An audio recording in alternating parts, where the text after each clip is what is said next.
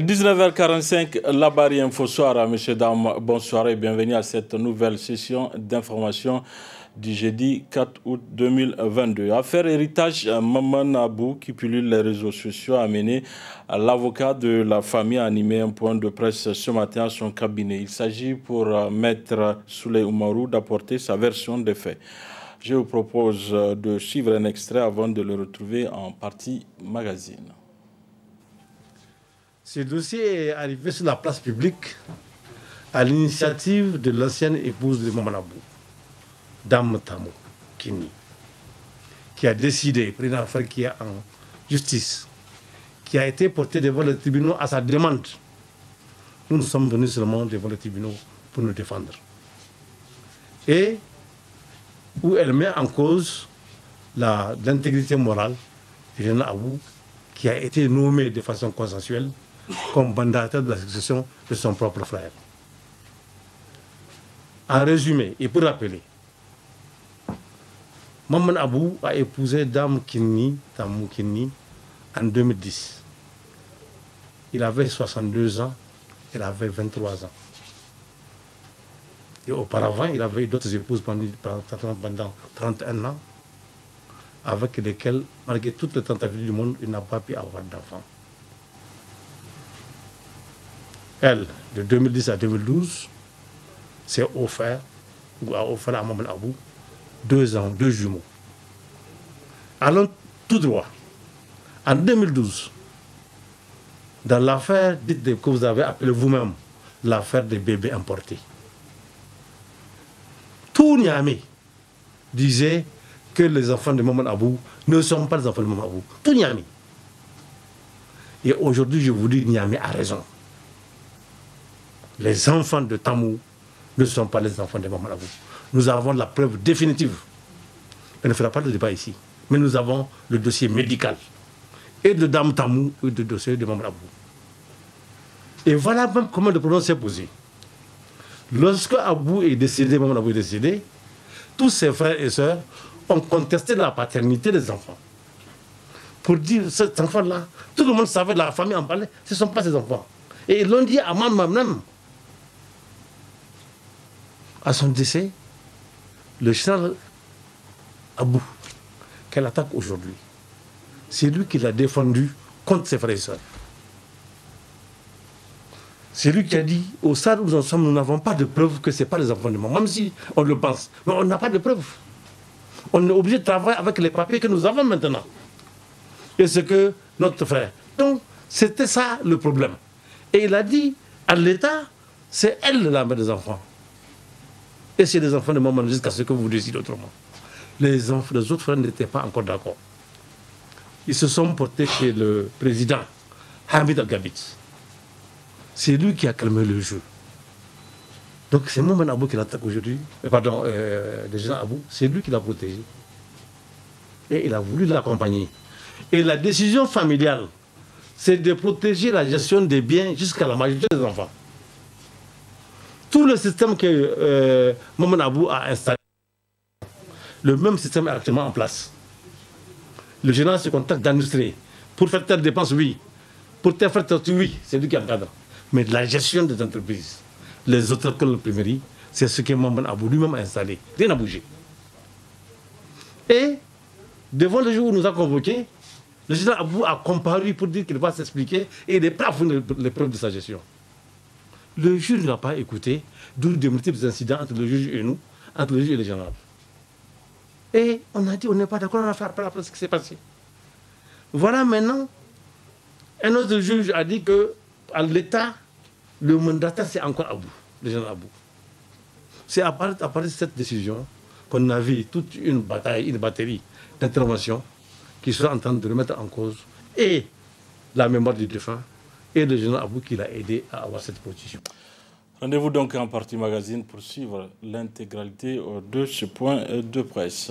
Déclaration de presse animée ce matin par l'intersyndicale des travailleurs du Niger pour justifier la décision unique et unilatérale du gouvernement d'augmenter le prix du litre de gasoil et des conséquences graves que cela aura sur la vie des travailleurs et l'ensemble du peuple nigérien.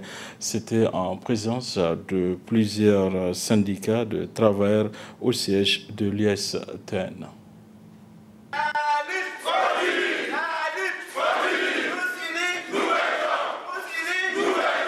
Ils sont tous réunis pour la même cause. Rejeter en bloc l'augmentation du prix du gasoil à la pompe qui a connu une hausse de 130 francs. Ce sont les militantes et militants des syndicats des travailleurs affiliés à l'intersyndicale des travailleurs du Niger. Pour l'intersyndicale des travailleurs du Niger, cette décision n'est pas la bienvenue. Cette décision inattendue et antisociale prouve à suffisance l'insouciance du gouvernement face aux souffrances des populations tenaillées par la famine consécutive aux mauvaises campagnes agricoles successives et l'insécurité grandissante d'une part et la situation de précarité des travailleurs dont les revenus sont restés inchangés depuis 10 ans d'autre part. En effet, comment comprendre une hausse subite du prix du gasoil à la pompe, chose qui aura sans nul doute des répercussions sur les produits de première nécessité dans un contexte où le sac de 100 kg de maïs est vendu à 27 000 francs et plus sur le marché, le sac de 50 kg de riz est vendu à 23 000 et le sac de 100 kg de mil à 35 000 francs, alors que le salaire minimum interprofessionnel garanti stagne à 30 047 francs. Qu'est-ce qui a pu motiver une telle décision quand on sait que le pétrole est extrait du sous-sol nigérien, raffiné au Niger, puis commercialisé par la Sonidep, une société d'État nigérienne, contrairement aux arguments fallacieux et sans fondement développés par le ministre du Commerce, cherchant à faire une corrélation avec la guerre en Ukraine. Cette mesure provocatrice, tendant à infantiliser le peuple, relève d'une volonté clairement affichée de saper la quiétude sociale. Au vu de tout ce qui précède, l'intersyndicale des travailleurs du Niger rejette catégoriquement cette décision d'augmentation du prix du gasoil et exige sans délai et sans condition son annulation pure et simple. Informe le gouvernement qu'elle n'acceptera en aucune façon une quelconque augmentation des prix des hydrocarbures. Regrette que le gouvernement ne se soit soucié ni de la stabilité du climat social, jusque-là apaisé, ni du bien-être des populations. En tout état de cause, les centrales syndicales membres de l'UTN sont prêtes à engager des actions énergiques et d'envergure si le gouvernement s'entête à maintenir cette décision et le tient pour unique responsable de ce qui adviendra.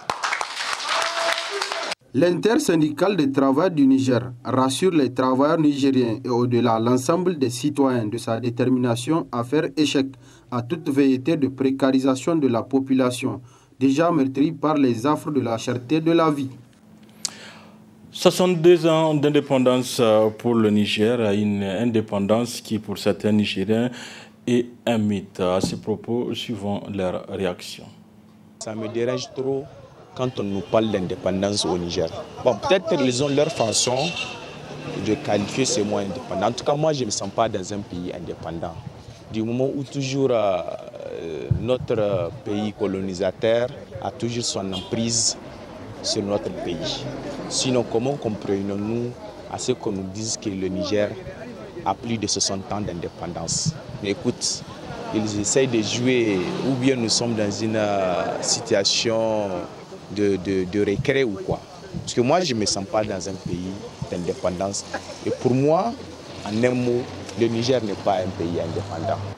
L'indépendance, on ne nous la donne pas.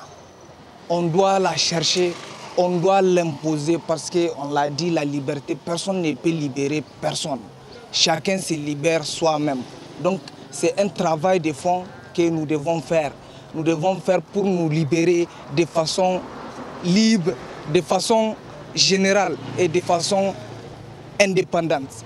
Je pense que l'idée qu'il faut se faire sur cette question d'indépendance, l'idée d'abord que cette indépendance elle est relative. Elle est relative parce que d'abord il faut reconnaître qu'évidemment il y a eu un processus de décolonisation et un soleil d'indépendance. Donc il y a une indépendance relative qui reste encore à construire. Parce qu'aujourd'hui, il faut admettre que le peuple africain, de façon générale, et le peuple nigérien ont connu une certaine libération de ces colons. Mais il faut aussi admettre que l'élite intellectuelle africaine, de façon générale, après cette prétendue indépendance, a continué à être manipulée, à être dominée et à être gérée par les colons. C'est-à-dire qu'il y a aujourd'hui encore une décolonisation à faire au sein de nos États. À l'occasion de la célébration du 70e anniversaire de la proclamation de l'indépendance du Niger, les membres de l'association Lions Club du district 403 à 1 ont procédé à la plantation d'arbres dans la cour de l'hôpital régional de Tillabéri. Une activité couplée à la remise des médicaments aux responsables de ce centre hospitalier, nous rapporte Hassan Saleh Mustafa. Pour répondre à l'appel du président de la République Mohamed Bazoum, mais aussi pour contribuer aux efforts des autorités dans la dynamique de lutter contre l'avancée du désert et les effets du changement climatique, les membres de la région 17 du district 403A1 Lions Club International ont choisi le centre hospitalier régional de Tillabéri pour planter des arbres fruitiers, toutes variétés confondues, dans l'enceinte du CHR de Tillabéri à l'occasion de la célébration du 62e anniversaire de la proclamation de l'indépendance du Niger, instituée fête nationale de l'arbre. Un choix du site bien réfléchi selon la présidente région 17 du district 403A1 Lions Club International. Nos activités sont réparties surtout dans 5 grandes causes. Il y a la vue, la faim, le cancer infantile, et l'environnement, le diabète, auquel on vient de rajouter la riposte au paludisme. Donc, à l'occasion de la journée du 3 août qui marque l'indépendance de notre pays, les autorités du pays ont mis l'accent sur la plantation d'arbres. Donc, tous les lions ont convergé à Tillabéri, qui a été désignée comme région phare. Donc, nous sommes venus faire une plantation d'arbres au CHR de Tillabéri. Et nous pensons que, et nous souhaitons que ces arbres, dans le futur, serviront à non seulement à servir d'ombre pour les patients et les accompagnants, mais également à mettre en exergue l'écosystème que nous essayons tous de faire en sorte que la couche d'ozone puisse reverdir.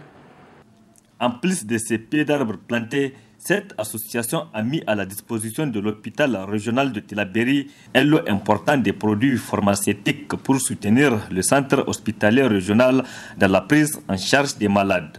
En plus de cette plantation d'arbres, nous sommes venus avec quelques produits. Comme vous savez, c'est la saison des pluies. Il y a toujours un regain d'accès palustre. Donc nous avons amené quelques produits pour encore appuyer le CHR.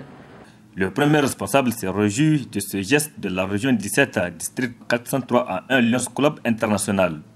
Nous tenons très sincèrement à vous remercier pour cette occasion qui permettrait aussi au CHR non seulement d'avoir des arbres mais aussi des médicaments. Et les arbres là, nous allons en tout cas d'ici un an, on vous promet à l'évaluation du 3 août, Inch'Allah prochain, on sera Inch'Allah à 100% des réalisations et ces arbres-là vont continuer toujours à donner de l'ombre, mais aussi que surtout que ce sont des arbres fruitiers. Donc nous allons tous profiter de ces arbres-là. Pour les médicaments, soyez-en rassurés, nous allons les utiliser à bon escient et ils vont assurer en tout cas pour le traitement antipaludien et des antibiotiques pour les malades. Et Inch'Allah, nous vous remercions et nous rappelons aussi que ce n'est pas la première occasion que les Lions Club nous appuient. dans le cadre des 5 activités, Lions Club nous appuie déjà dans une activité qui est la vue, avec des dotations d'équipement, mais aussi des moyens roulants. Donc, à toutes les activités, des camps de vue des Lions Club, des cataractes, Lions Club nous appuie pour faire ces activités. Cette plantation d'arbres et ce don de médicaments pharmaceutiques rentre dans la droite ligne des objectifs de cette organisation qui reste solidaire envers la population. Était présent à cette cérémonie le chef du canton de Sinder, les membres du district 403 A1 Lions Club International et le personnel du centre hospitalier régional de Tillabéri qui ont tous apprécié l'acte. Atelier d'échange, séjour 4 août 2022, des acteurs membres du comité chargé de la rélecture du code pénal et du code de procédure pénale, c'est l'élaboration du processus de la rélecture. C'était à l'hôtel Bravia de Niamey en présence des partenaires où plusieurs propositions vont y être faites durant 3 jours, nous rapportent Boubacar Ibrahim et Ibrahim Abdou. Il s'agit à travers cette rencontre d'échange entre membres du comité chargé de la réforme du code pénal et du code de procédure pénale de statuer sur la stratégie d'orientation et d'exécution du processus de la relecture des 10 codes. Portée par l'État à travers le ministère de la Justice, cette initiative vise à offrir à la nation nigérienne un cadre juridique adapté à l'évolution du moment. Le gouvernement, à travers le ministère de la Justice, s'est engagé, conformément à la déclaration de politique générale du Premier ministre, à moderniser la justice à travers, entre autres, la mise à la disposition des acteurs judiciaires des textes actualisés et de meilleure qualité. C'est à cette fin que par arrêté numéro 024 du 26 janvier 2022 a été créé un comité national chargé de la relecture et de l'adaptation du code pénal et du code de procédure pénale. Les missions assignées à ce comité sont les suivantes. Relever toute incohérence ou inadaptation contenue dans ces textes et y remédier, corriger toutes les fautes grammaticales, d'orthographe ou de style dans le code pénal et dans le code de procédure pénale, procéder à l'agencement interne des articles du code pénal et du code de procédure pénale, intégrer dans le code pénal et le code de procédure pénale toutes les modifications contenues dans des lois éparses, intégrer dans le code pénal et le code de procédure pénale les dispositions pertinentes des instruments juridiques internationaux, régionaux et sous-régionaux auxquels le Niger est partie. Et enfin, proposer toute modification utile de ces textes. Prenant la parole à son tour, l'adjoint au représentant pays du programme des Nations Unies pour la population n'a pas manqué de décliner l'intérêt pour eux d'accompagner de telles initiatives. Au Niger, les initiatives n'ont pas manqué dans la lutte contre les discriminations, les inégalités et les violences, mais elles n'ont pas toujours abouti dans le sens recherché. En effet, si nous prenons le cas des violences basées sur le genre, dont la persistance est liée, entre autres, à l'absence de textes spécifiques permettant de lutter efficacement contre ces pratiques, il existe seulement des dispositions d'ordre général qui s'appliquent difficilement à certains faits, actes et gestes liés aux violences basées sur le genre. Ces dispositions sont contenues dans divers textes éparses tels que le code pénal, le code de travail, ainsi que la loi relative au trafic illicite de migrants et l'ordonnance relative à la lutte contre la traite des personnes. Pour le moment, il semble que ces dispositions sont soit inefficaces, soit ne prennent pas en compte toutes les situations du phénomène de violence basée sur le genre. Afin de pouvoir mener à bien cette mission, plusieurs acteurs de la vie publique ont été conviés à faire partie du comité. À noter que 3 jours durant, les différents acteurs auront à faire des propositions, tirer des constatations sur le terrain. Du 4 au 6 août 2022, la coalition ASSO-EPT organise un atelier de formation des membres et des organisations qui travaillent avec cette structure. L'atelier porte sur l'élaboration des politiques sensibles au genre. Le compte-rendu de cet atelier avec Hassan Saleh Mustafa, c'est les images de Nasser Seydou. Ils sont 35 participants issus de différentes structures alliées de la coalition mais également des membres de l'association qui sont outillés 3 jours durant sur le processus de l'élaboration des politiques sensibles au genre. Le Niger, notre pays, a ratifié la plupart des conventions internationales relatives aux droits de l'enfant. Le droit à l'éducation, de même que les conventions et protocoles relatifs à l'égalité de genre, CEDEF, et son protocole facultatif, le protocole de Maputo. Distingués invités, pour domestiquer les instruments juridiques internationaux et autres accords en matière d'éducation, le Niger a consacré dans sa constitution du 25 novembre 2010 le droit à l'éducation à tous les enfants sans discrimination et le devoir pour l'État et les parents d'assurer la réalisation de ce droit. Les plus hautes autorités de notre pays ont fait du droit à l'éducation pour les filles une priorité pour le développement du Niger. Par ailleurs, les ministères en charge de l'éducation et de la formation mettent en œuvre des politiques de promotion de la scolarisation des filles au primaire, au secondaire et dans les centres de formation professionnelle et technique. Cependant, force est de reconnaître que des inégalités persistent en termes d'accès et de maintien selon le milieu rural ou urbain et ou selon le niveau de revenus des familles. Cette session de formation vaut tout son pesant d'or car elle vise à créer toutes les conditions pour promouvoir les droits fondamentaux des acteurs éducatifs, notamment. La présente session de renforcement des capacités des membres de la coalition et structures alliées sur l'élaboration des politiques sensibles au genre vise à renforcer les connaissances des participants sur les contours des politiques éducatives nigériennes et leur niveau de sensibilité au genre. Identifier des stratégies et actions à même d'influencer davantage les politiques éducatives et de les rendre sensibles au genre. Ce faisant, cette session devrait outiller les participants que vous êtes à s'investir dans vos espaces respectifs en faveur de la prise en compte effective du genre dans les politiques et programmes éducatifs du Niger. Cet atelier est organisé par la coalition nigérienne pour une éducation de qualité pour tous ASSO et PT avec le soutien de l'EOL et son agent de subvention Oxfam Ibis. Ramatou Moussa est une cultivatrice du département de Filengue. Pour elle, l'agriculture n'est pas uniquement réservée aux hommes. Elle est au micro du studio Kalangu.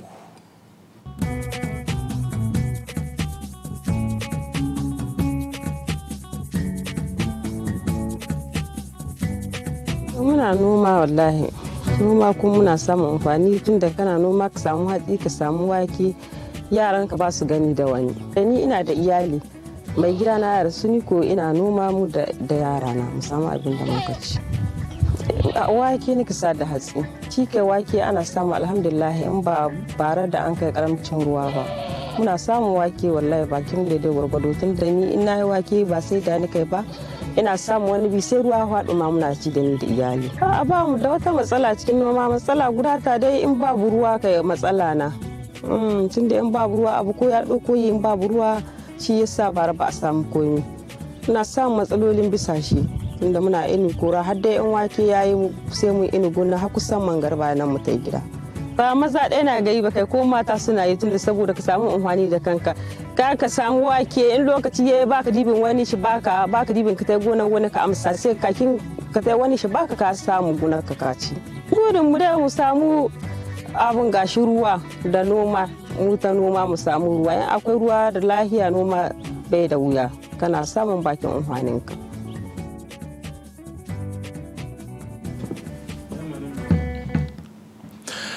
D'espoir dans cette édition, le stade municipal de Niamey a abrité hier après-midi la finale du tournoi de la Ligue régionale de football de Niamey. Une finale remportée par Ouragan FC face à Tonnerre FC sur un score de 2-1. Les temps forts de cette finale avec Adam Souana et Ibrahim Abdou. Ce match entre l'Ouragan FC et Tonnerre FC marque la finale du championnat de la Ligue régionale de Niamey. Un tournoi ayant mis aux prises plus d'une soixantaine de clubs de la capitale et qui a vu au finish le sacre de Ouragan FC la satisfaction du parrain dit du tournoi. L'accompagnement de ces jeunes, c'est aussi une occasion d'échanger, une occasion de faire la promotion des grandes valeurs de citoyenneté. Et je voudrais saluer la Ligue régionale avec ses efforts et tous les acteurs qui s'impliquent dans l'accompagnement de ces jeunes. Pendant toutes ces vacances, nous allons en tout cas les soutenir, nous serons à côté d'eux. Nous allons créer une vraie ambiance urbaine et des activités qui vont occuper ces jeunes pendant cette période de vacances. Et il faut aussi créer l'esprit de challenge au sein de cette jeunesse. Tel est ce qui nous anime aujourd'hui et c'est à cela que nous allons nous atteler, continuer à soutenir cette jeunesse dans tous les domaines et plus particulièrement dans le domaine du sport pour ce cas présent. Pour sa part, le président de la Ligue régionale de football de Niamey a bien voulu relever l'objectif visé à travers ce tournoi. L'objectif, c'est le savoir, sans la formation à la base, on ne peut pas aller en avant à travers le football. Et nous dirons merci, nous sommes en train de faire toutes les compétitions, toutes les catégories, même le play-off de U13. Et chaque année, nous le faisons, à chaque 2 mois, nous le faisons. Et depuis mon arrivée à la tête de la Ligue régionale de football de Niamey. Ainsi, Ouragan FC va représenter la région de Niamey dans la capitale économique Maradi dans les prochains jours pour le championnat national qui verra les 2 équipes finalistes monter en 2e division. Voilà, point de presse ce matin de l'avocat de la famille de Maman Abou. Il s'agit pour Maître Souley Oumarou d'apporter quelques éléments d'éclaircissement sur l'affaire héritage Maman Abou qui défraie la chronique. C'est la partie magazine. Très bonne réception à vous. Nous vous avons convié, particulièrement en ce qui me concerne, en tant qu'ami du défunt Maman Abou et en tant également qu'ami du général Abou. Et je vous précise, depuis 1978, depuis le conflit qui a permis à Maman Abou d'avoir l'imprimerie, et voilà encore que c'est plus ou moins l'enjeu de l'imprimerie qui nous amène devant vous. Donc c'est à la fois l'ami et l'avocat de ces personnes qui vous a invité pour parler d'une affaire purement privée, purement intime, qui concerne le sort d'enfant et qui concerne également une personne aujourd'hui décédée, pour lesquels les gens, normalement, devraient avoir un peu de prudence et de réserve quand ils sont appelés à en parler. C'est des questions assez délicates. Ce dossier est arrivé sur la place publique à l'initiative de l'ancienne épouse de Maman Abou, Dame Tamo Kini, qui a décidé, pour une affaire qui est en justice, qui a été portée devant le tribunal à sa demande. Nous sommes venus seulement devant le tribunal pour nous défendre. Et où elle met en cause l'intégrité morale du jeune Abou, qui a été nommé de façon consensuelle comme mandataire de la succession de son propre frère. En résumé, et pour rappeler, Maman Abou a épousé Dame Kini, Tamou Kini, en 2010. Il avait 62 ans, elle avait 23 ans. Et auparavant, il avait eu d'autres épouses pendant 31 ans, avec lesquelles, malgré toutes les tentatives du monde, il n'a pas pu avoir d'enfant. Elle, de 2010 à 2012, s'est offert, ou a offert à Maman Abou, 2 ans, 2 jumeaux. Allons tout droit. En 2012, dans l'affaire dite que vous avez appelée vous-même l'affaire des bébés importés,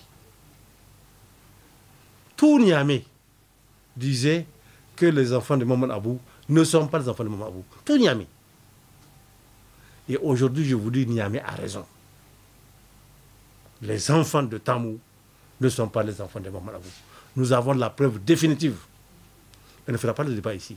Mais nous avons le dossier médical. Et de Dame Tamou, et de dossier de Maman Abou. Et voilà même comment le problème s'est posé. Lorsque Abou est décédé, Maman Abou est décédé, tous ses frères et sœurs ont contesté la paternité des enfants. Pour dire, cet enfant-là, tout le monde savait de la famille en parlait, ce ne sont pas ses enfants. Et ils l'ont dit à moi-même. À son décès, le général Abou, qu'elle attaque aujourd'hui, c'est lui qui l'a défendu contre ses frères et sœurs. C'est lui qui a dit, au stade où nous en sommes, nous n'avons pas de preuves que ce n'est pas les enfants de maman, même si on le pense. Mais on n'a pas de preuves. On est obligé de travailler avec les papiers que nous avons maintenant. Et c'est que notre frère. Donc, c'était ça le problème. Et il a dit, à l'État, c'est elle la mère des enfants. Et c'est les enfants de maman jusqu'à ce que vous décidez autrement. Les autres frères n'étaient pas encore d'accord. Ils se sont portés chez le président Hamid Al-Gabit.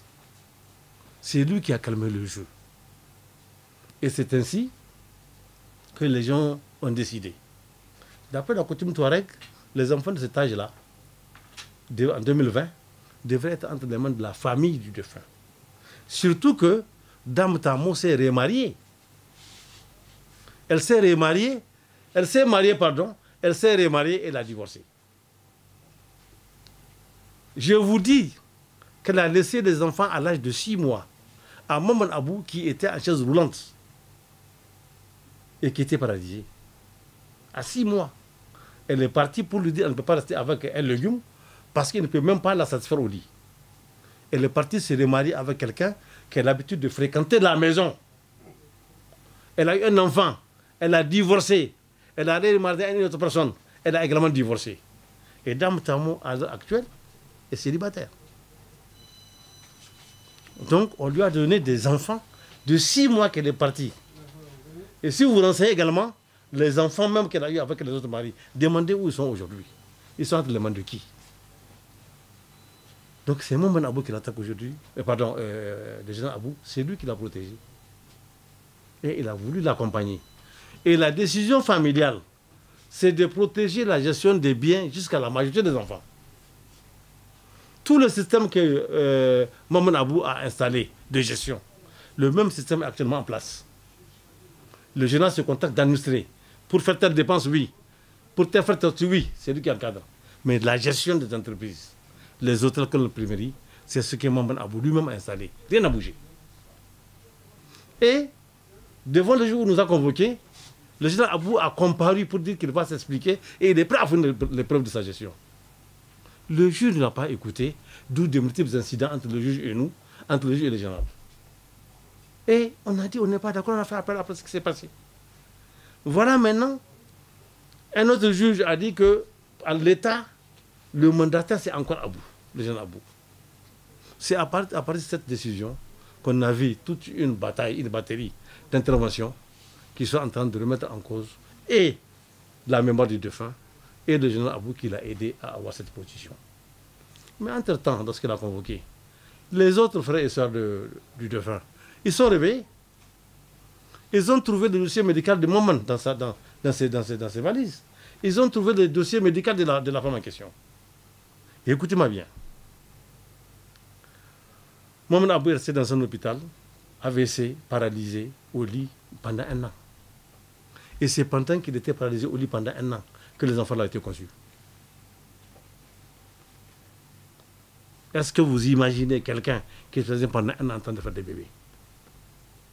Ça n'a pas été possible. Pourquoi? Parce que la femme a voulu avoir des bébés in vitro par PMA, procréation médicalement assistée. Elle a rencontré une docteure dont nous avons également les pièces dans un cabinet qui organise la procréation médicalement assistée. On a fait un prélèvement sur elle, elle a été suivie, et au moins elle était prête. Elle est partie se faire inséminer en Espagne. Vous voyez? Parce qu'en Espagne, on trouve encore des cliniques plus ou moins clandestines qui peuvent faire ça. Et elle est revenue à Paris, où elle a accouché, où on a fait le état civil des enfants qui étaient donc pratiquement fabriqués en Espagne. Donc, on n'a pas de trace qu'il y ait des prélèvements de spermatozoïdes, des gamètes chez maman, pendant cette hospitalisation. Mais par contre, les dossiers que nous avons trouvés, c'est un donneur inconnu qui a donné son sperme pour faire ses enfants. Et lorsque nous, en tant qu'avocats, on a voulu savoir, ils nous ont dit non. Le donneur inconnu de la loi française est protégé. Ça, c'est un. Deuxièmement, la PMA en France, dès que vous avez 60 ans, en France, c'est interdit. On ne peut pas vous faire ça. C'est interdit. En Espagne, c'est pire, c'est 50 ans. Si un homme a 50 ans, il ne peut pas avoir de PMA. Et dans un couple marié, c'est les gamètes du mari, ce n'est pas les gamètes d'inconnus. On ne voulait pas sortir tout ça. On voulait garder d'abord protéger la mémoire de maman. Et elle-même l'a protégée. Sans ça, peut-être qu'elle aurait pu faire main basse sur tout ce qu'elle a laissé ici, des milliards qu'elle veut prendre aujourd'hui parce qu'elle est pressée. Voilà ce qui s'est passé. Quand il y a eu cette affaire, j'ai lu le blog de Bana Ibrahim. Elle a dit que pendant quand il y a eu cette affaire-là, elle a été interrogée par la police. Quand il a fait des bébés importés. Elle a été entendue. Ça n'a pas abouti. Mais ça n'a pas abouti pourquoi? Pour les mêmes raisons que la famille Maman Abou. Parce qu'il n'y a pas de preuves. Il n'y a pas de dossier médical. La police ne peut rien faire. Les parents ne peuvent rien faire. Mais aujourd'hui, des gens ont payé pour les mêmes faits. Des femmes ont fait la prison. Des hommes ont été mis en prison. Des enfants sont placés dans des orphelinats. Parce qu'eux, sans même qu'on examine la valeur des pièces d'état civil, parce que les gens ont reconnu les enfants. Ils ont des papiers d'état civil. Certains ont même des passeports. Mais malgré ça, le procureur de l'époque a poursuivi cette famille-là. Et les gens ont été condamnés, incarcérés. Aujourd'hui, nous avons des preuves. Nous allons les foutre. À l'époque, le procureur s'est auto-saisi, sans plainte. Nous demandons au procureur actuel, lui-même actuel, de s'auto-saisir, comme ses prédécesseurs. Nous sommes disposés à donner tous les documents médicaux que nous avons pour qu'en cas de poursuite. Et s'il ne le fait pas, nous sommes prêts, nous, à aller vers lui pour porter cette plainte-là. Parce que là, il y a escroquerie à la succession. Il y a captation d'héritage. Ou tentative de captation d'héritage. Il y a faux usage de faux. On a mis à quelqu'un des enfants qui ne sont pas les siens. Parce que tout simplement, on veut prendre ses biens. Voilà à peu près, en résumé, la situation que nous sommes en train de vivre dans l'affaire de la succession de Maman. Et je dis, ses parents ont le droit de porter plainte. Nous sommes ici en matière coutumière. En matière coutumière, la succession, comme ça c'est des enfants, est définie par la coutume. Mais au Niger, un enfant, par PMA, la coutume l'interdit. Vous ne pouvez pas faire selon la coutume un enfant, même avec votre mari, selon la coutume. Et au Niger, la loi elle-même, elle interdit le don de sperme pour justement faire apporter un enfant à votre épouse. Il y a une loi, un décret au Niger de 2010, un décret de 2019 qui l'interdit. Vous ne pouvez faire ça qu'avec votre mari et avec ses gamètes. Sinon, vous avez en violation de la loi de la coutume ne le reconnaît pas. Même si c'est, je vous dis, sur le plan de la loi. Alors voilà en résumé, nous, le message que nous allons apporter, que nous allons laisser la justice faire son travail. Elle a porté plainte. Nous aussi, je pense que le procureur va nous entendre. Il doit investiguer. Autant les autres ont été sanctionnés, il doit faire son boulot. Il faut qu'on fouille. Elle veut la vérité, nous voulons également la vérité. Nous voulons la manifestation de la vérité. Dans ta mauvaise la vérité, ça ne se passe pas par la presse, ça ne se passe pas par la justice. Et à la police, pas intervenir, t'inquiète. Nous sommes prêts à répondre, quitte à nous poursuivre si nous n'arrivons pas à apporter les preuves de ce que nous avons dit. Mais elle, on ne peut pas faire deux poids, deux mesures. Un procureur s'est autosaisi, ils ont poursuivi des gens qui ont fait un an de prison. Le procureur va s'autosaisir, sinon il a fait deux poids, deux mesures. Des gens comme ça, à l'époque, ont été poursuivis, des enfants jetés, et que cette femme-là va aller utiliser des gens pour prendre l'héritage qui appartient à autrui. Il y a un article 81 du décret de 2019 qui dit que en matière de don de sperme, pour que vous puissiez faire un enfant à votre femme, c'est interdit. Il n'y a que votre sperme, c'est ça les gamètes. C'est un terme plus ou moins religieux. Non, voilà, pour un peu machin. Voilà. Donc, les gamètes veut dire tout simplement spermatozoïdes. Et ces spermatozoïdes, ils sont prélevés comment? On est obligé de procéder à l'opération de vos testicules pour prélever. Et normalement, un homme qui peut procréer, il a des centaines de millions de spermatozoïdes dans sa bourse. Maman Abou n'avait même pas 100 000. Et au moment où on a fait l'analyse, en 2004, soit à peu près 6 ans avant le mariage avec Datamou, Maman Abou était définitivement infertile. C'est son propre médecin qui a dit Maman Abou ne peut pas faire d'enfant depuis 2004. Pas en 2010, en 2012, en 2004 déjà. Il a dit il ne peut pas le faire. Si vous avez 100 000 gamètes dans vos testicules, excusez-moi l'expression, vous ne pouvez pas faire d'enfant. Vous êtes définitivement inapte à faire des enfants. C'est impossible avec vous. Donc au moins il était arrivé, il n'y en avait plus. Mais une femme avec laquelle il a tenté pendant 15 ans, celle qui est partie avant Madame Tamo. Ils ont fait même cette tentative-là. Ça a échoué et elle est partie. Comment elle, tout d'un coup, elle va arriver au moment où quelqu'un est infertile définitivement, d'après ce docteur, parce qu'on a prévenu maman pour le dire, c'est la dernière fois qu'on ouvre. À partir de ça, il faut que tu fasses de deuil d'avoir des enfants. Nous avons également des certificats médicaux qui le disent. Nous avons des certificats médicaux qui le disent. Elle va maintenant, elle, expliquer à l'autorité policière ou judiciaire comment quelqu'un qu'un médecin a dit qu'il ne peut plus avoir d'enfants en 2004 va s'offrir 2 des jumeaux, alors que pendant 30 ans, il cherchait un seul. Tout d'un coup, il a 2 jumeaux après une infertilité définitive de 2004. Et c'est là en 2012.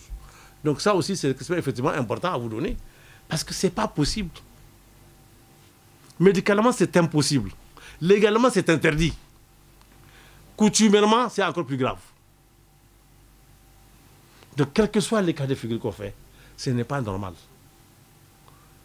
Vous savez pourquoi je fais la comparaison avec l'affaire d'Edith que vous avez à l'époque appelée bébé importé? Parce que j'y étais. J'ai suivi dessus pendant des années. Elle a échappé à l'époque parce que si Bana, sur son blog, a dit qu'on lui a dit qu'elle a été interrogée. Mais on l'a laissé. Mais maintenant, comme à l'époque, il n'y avait pas ces papiers-là, non? Eh bien, la justice doit investiguer.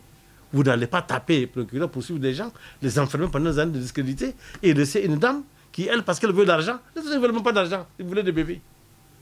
Mais elle, c'est pour avoir de l'argent, cadeau. Et vous défendez des gens, ou certains d'entre vous, pour affaire de quelqu'un qui veut chercher à avoir pour défendre les enfants. J'ai même entendu d'ailleurs, les gens disent, ah, on a un certificat d'hérédité. Mais si vous regardez le certificat d'hérédité, c'est une attestation, ce n'est pas un jugement, c'est signé par le juge. La preuve, c'est que j'ai une information que j'ai oublié de vous indiquer, ça dépend que vous allez gérer. Quand on a fait ce procès, le problème, j'ai reproché au général Abou. J'ai dit, tu es en train de donner 2 millions de francs par mois à Dame Tamo. 2 millions. Tu dois donner 2 4x4.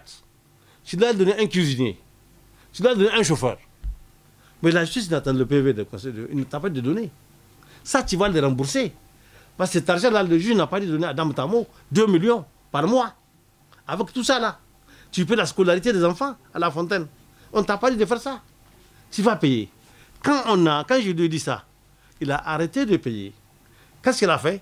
Dame Tamo a pris l'avion pour aller à Paris.